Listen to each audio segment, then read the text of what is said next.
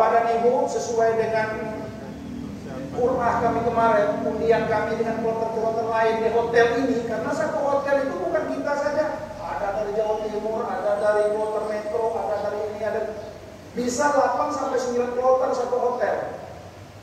Itu harus Qur'ah supaya tidak ramai nunggu di depan, harus undian siapa yang duluan. Sesuai dengan undian kita akan berangkat jam 4. Nah, jam 4 kita berangkat jam 4 sore. Tanggal 8. Berarti kalau dia tanggal jam 4 sore tanggal 8, kira-kira 2 jam. 2 jam sebelum itu, Bapak dan Ibu apa yang dilakukan yang pertama? Pertama, mandi ihram. Sengaja aku mandi sunnah ihram karena Allah Subhanahu wa taala. Mandi basah, mandi ihram.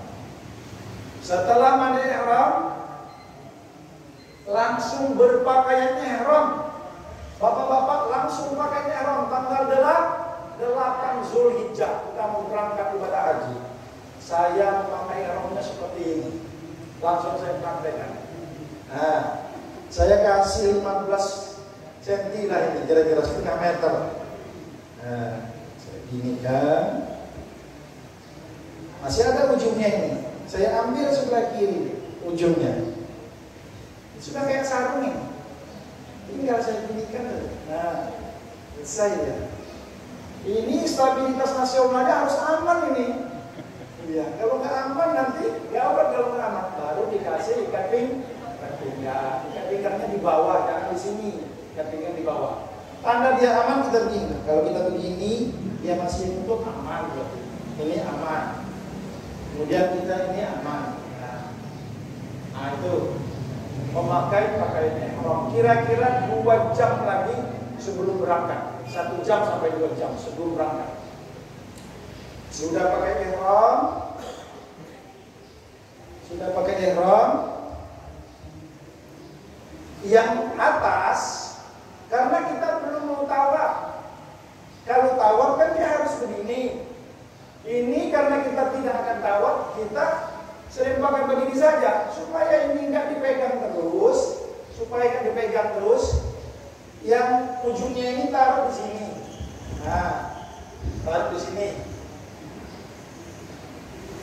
Yang ujung yang satu ini taruh di belakang. Nah, nanti ada dia, terusin kayak ihram lagi kita. Nah, bisa kita jalan-jalan, ngobrol-ngobrol dengan kawan-kawan. Nggak dipegangin terus kayak ihramnya. Oke, sudah pakai ihram sudah selesai. 1 jam lagi sebelum berangkat, kita sudah wudhu tadi, sudah mandi, wudhu, pakai ihram, langsung sholat sunnah ihram 2 rakaat. Kemarin sudah disampaikan belum? Sudah kan? Sudah disampaikan belum lapas niatnya? Sudah kan? Coba saya dengar dulu. Lapas niat sholat sunnah ihram 2 rakaat. Belum? Belum? Nah, kalau belum perhatikan. Tidak dilapaskan pun tidak apa-apa. Kalau lupa tidak apa-apa ya. Tapi kalau ingat, alhamdulillah ya. Ingat, alhamdulillah. Langsung menghadap kiblat. Di mana? Di kamar masing-masing. Di kamar hotel masing-masing. Makanya itu manasik. Kalau itu manasik nanti pemimpin ibadah kita atau tabihan tak samanya dia mau ngetokin kita satu-satu. Oh cepatlah sholat, nggak ada dia. Dia nyantai aja di kamar. Paling dia 1 hari sebelum pelaksanaan wukuf haji baru diseterangkan seperti ini. Tapi kalau sudah mendengar dari saya, paling tidak ada yang diingat. Nah, 1 jam langsung kita menghadap kiblat. Ikuti saya. Bismillahirrahmanirrahim. Bismillahirrahmanirrahim. Usolli sunnatan ihram. Rahmataini. Adaan lillahi ta'ala. Allahu Akbar. Allahu Akbar. Seperti biasa doa kita Ta'ala. Ayatnya yang pertama kuliah disunahkan. Kuliah disunahkan membaca kuliah. Rakaat kedua membaca kuliah dan kuliah harus di sana itu. Sunnah ihram kuliah kulhu. Di makam Ibrahim kuliah kulhu. Di masjid masjid apa yang pertama dibangun Nabi? Bir Ali. Di Bir Ali kuliah kulhu. Ini kuliah kulhu. Berapa? Iya, benar. Jadi kuliah dan kulhu. Sudah selesai sholat. Assalamualaikum warahmatullahi. Assalamualaikum warahmatullahi. Kira-kira sudah 45 menit lagi mau berangkat atau setengah jam lagi mau berangkat, langsung melapaskan niat haji. Di mana? Di hotel, di kamar masing-masing. Niat ini adalah rukun. Tidak ada haji tanpa niat. Mau dilapaskan boleh, tidak boleh, tapi sebaiknya dilapaskan. Ayo kita lagi saya. Bismillahirrahmanirrahim. Bismillahirrahmanirrahim. Labbaik Allahumma umratan. Labbaik Allahumma hajjan. Labbaik Allahumma hajjan. Dalam hati kita, ya Allah, aku memenuhi panggilanmu untuk berhaji. Nah, itu niat haji. Di mana? Mikotnya di mana? Di hotel kamar masing-masing. Boleh di hotel, boleh juga di bus pas mau berangkat. Bismillahirrahmanirrahim. Aku lupa di kamar. Pas di bus baru ingat. Langsung lepaskan Bismillahirrahmanirrahim. Labbaik Allahumma hajjan. Setelah itu baru kita walaupun sekali baca talbiyah. Nah, inilah talbiyah haji, memulai talbiyah haji. Setelah labbaik Allahumma hajjan, langsung labbaik Allahumma labbaik labbaik la syarika laka labbaik innal hamda wa ni'mata laka wal mulk la syarika lak. Allahumma shalli wa sallim ala sayyidina Muhammad wa ala ali sayyidina Muhammad. Allahumma inna nas'aluka ridhaka wal jannah wa adkhilna jannata nar. Rabbana atina fid dunya hasanah wa fil akhirati hasanah wa qina adzaban nar wa adkhilna jannatal abrar ya aziz ya ghafar ya rabbal alamin. Ustaz, saya dari sholawat sampai sini lupa saya bacanya, nggak apa-apa, talbiyah saja. Labbaik Allahumma labbaik, labbaik la syarika lak, itu sendirian. Nanti setelah kita masuk ke dalam bus, kita anggap kita sudah kloter 17 DKG, kita anggap kita kloter 17. Bandar Lampung, silakan untuk turun menuju bus, langsung turun menuju bus. Turun menuju bus, larangan ihram sudah berlaku. Coba jarak antara Mekah dengan Arafah. Nah itu tadi. Nah antara hotel Mekah dengan Arafah jaraknya 21 kilo. Nggak lama, kali setengah jam sudah sampai. Oleh ke Arom, oleh ketua rombongan dituntun terus. Anggap saja saya Arom dan sekarang kita sedang di dalam bus, ikuti saya. Labbaik Allahumma labbaik. Labbaik Allahumma labbaik. Labbaik la syarika lak labbaik. Labbaik la syarika lak labbaik. Innal hamda wan ni'mata lak wal mulk la syarika lak. Hati kita dekat sama Allah. Aku mau panggilanmu ya Allah. Bertahun-tahun aku nungguin. Aku mau panggilanmu. Terus dekatkan kita kepada Allah. Banyak kawan saya di kampung. Ya apa hati kita berbicara. Saudara-saudara kita banyak di sana itu. Tidak berangkat. Aku mau panggilanmu ya Allah. Tidak, bukan karena apa-apa. karena Engkau yang berlaku. Terus gelorakan hati kita untuk dekat kepada Allah. Sampai usia segini saya mau berangkat itu usianya berapa? Hah? Usia 64 saya baru berangkat. Dulu saya melihat apa itu dari SD. Baru sekarang saya mau ke Arafah. Ya Allah, terima kasih ya Allah. Lakai Allah ta'ala baik. Lakai Allah syarika laka. Innal hamda wan ni'mata laka wal mulk la syarika lak.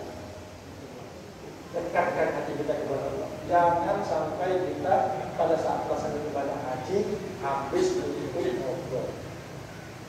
Tapi jangan sangka, karena setan ini ingin terus.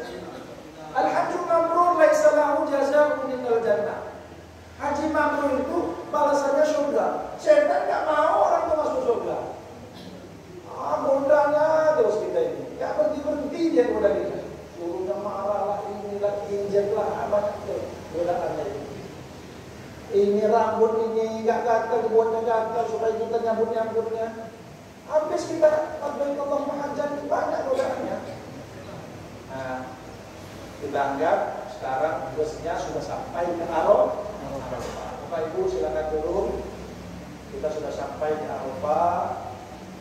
Silakan bawa barang-barang bawaan, silakan untuk diturunkan. Kita akan menempati tenda yang sudah ada di Arafah. Tenda di Arafah itu dia satu tenda satu kloter. Bisa juga satu tenda dua kloter. Bisa juga dua tenda satu kloter bisa. Kalau tendanya kecil dua tenda satu kloter. Kalau tendanya besar satu tenda satu kloter.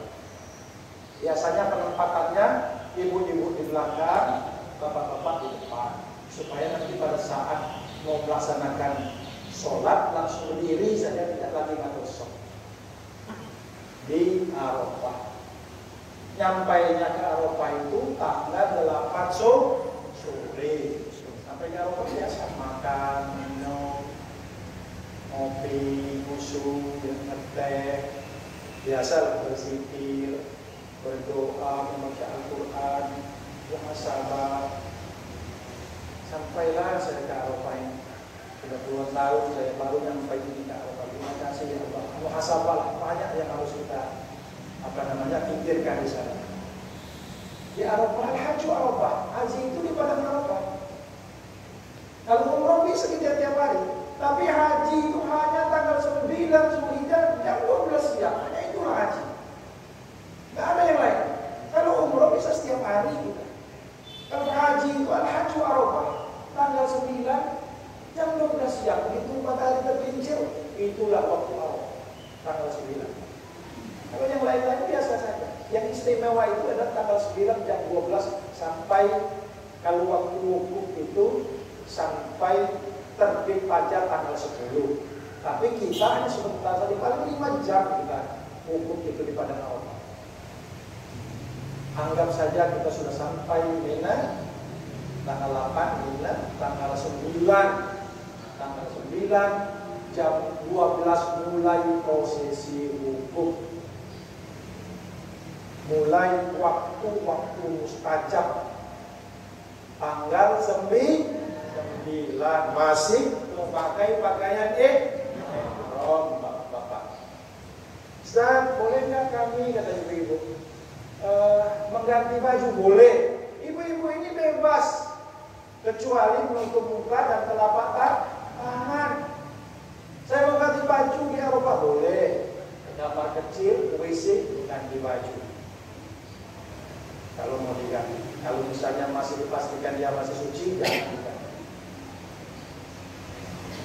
Kita sekarang akan melaksanakan posisi wukuf tanggal 9 Zulhijjah jam 12. Itu sudah kami susun.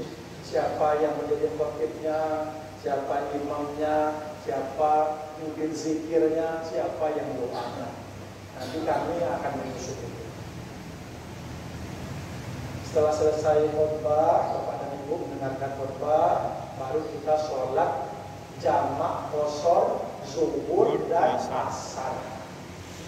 Zuhur dulu, baru asar. Zuhurnya kita qashar. Qashar itu apa? jamak menggabungkan ya. Nah, jamak kosong. Usolli fardhu zuhri. Kalau saya singkat aja ya. Usolli fardhu zuhri. Coba, usolli fardhu zuhri. Rok'ataini. Jam'an wa qasran. Makmuman lillahi ta'ala. Kalau mau dibaca itu kan bahasa Arab. Mau dibaca kan sengaja aku sholat jamak kosor, menggabungkan di sini tempatnya dia apa bersama kawan-kawan yang lain. Ya, Allah sudah tahu. Itulah bedanya Khalik dengan makhluk. Kita sama Allah, saya dengan dia, saya suka sama kamu. Baru dia tahu kalau saya suka dengan dia. Tapi kalau Allah tidak, dalam hati kita Allah sudah tahu. Makanya orang itu banyak yang tidak melapaskan usolli. Begitu nyampe dia, udah tahu Allah kalau itu mau sholat zuhur, nggak diucapkannya Allahu Akbar, nggak dia usolli fardhu zuhri rak'ataini jam'an wa qasran lillahi ta'ala. Allah, nggak dia lapaskan itu. Kawan-kawan kita dari Muhammadiyah banyak yang tidak melapaskan, walaupun di sini mau sholat maghrib dia datang aja. Udah tahu Allah, dia tuh datang dari rumah ke masjid mau sholat maghrib. Cuma sebagian ulama kita untuk menguatkan lagi, mau sholat apa? Usolli apa? Usolli fardhu maghrib. Berapa rakaat? 3. Makmuman apa imaman? Makmuman. Menguatkan. Tapi kan itu kan di luar sholat. Sholat itu kan dimulai dari takbir, diakhiri dengan salam. Yang tadi sudah takbir belum? Belum kan? Yang usolli tadi kan? Nah, maka boleh pakai usolli, boleh. Udah itu Allahu Akbar, Allahu Akbar. Asyhadu an la ilaha illallah, asyhadu anna Muhammadar Rasulullah. Hayya 'alas shalah, hayya 'alal falah. Qad qamatis shalah, qad qamatis shalah. Allahu Akbar, Allahu Akbar. La ilaha illallah. Salat asar. Habis salat zuhur tadi asar selesai. Assalamualaikum warahmatullahi wabarakatuh. Baru ada ustaz yang memimpin kita untuk berzikir. Ikuti dia berzikir, kemudian berdoa. Setelah berdoa, ini prosesi wukuf. Setelah berdoa bersama-sama, baru kita dipersilakan untuk berzikir dan berdoa sendiri-sendiri. Nah, terkait dengan doa, ada pesan saya yang pertama, kalau kita berdoa untuk diri sendiri, 2 yang tidak kita tinggalkan. Yang pertama, minta ampun kepada Allah. Itu yang pertama, dimanapun kita berdoa. Yang kedua, minta supaya ibadah kita diterima Allah. Yang ketiga, baru bebas. Buka catatan, misalnya tetangga kita, enggak ya, saya juga tolong nanti saya didoakan di Arafah. Buka catatannya. Anak saya ini sudah wisuda, tapi belum dapat kerjaan. Allah, saudara saya ini ya Allah, mohon Engkau berikan dia pekerjaan yang mudah ya Allah. Ada di sana catatannya. Atau yang satu ini misalnya ada usaha bakso ya Allah, dia lagi usaha bakso kemarin itu dia nggak laku ya Allah. Nah, buka catatannya, karena itu waktunya mustajab di